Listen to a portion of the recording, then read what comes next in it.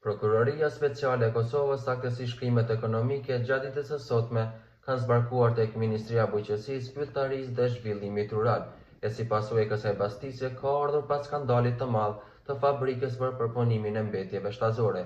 Krimet ekonomike përveç Ministrisë së Bujqësisë kanë bastisur edhe 3 lokacione të tjera, siç është AUV, AZHB dhe kompania fituese.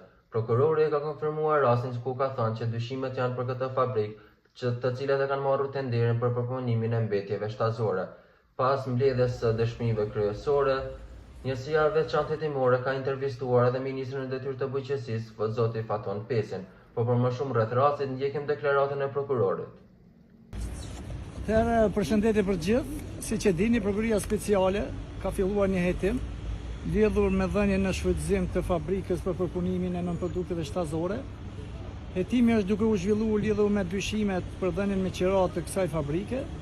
Jemi në fazën e hetimit, jemi duke i zhvilluar bastiset dhe kontrollet në bazë të urdhrit të gjyqtarit të procedurës paraprake të gjykatës themelore në Prishtinë, me kërkesë të Prokurorisë Speciale. Po ashtu me autorizimin ton, policia së bashku me ne është duke i ndërmarrë të gjitha veprimet e nevojshme me qëllim të sigurimit të informacioneve të nevojshme dhe drejt zbardhjes së rastit konkret.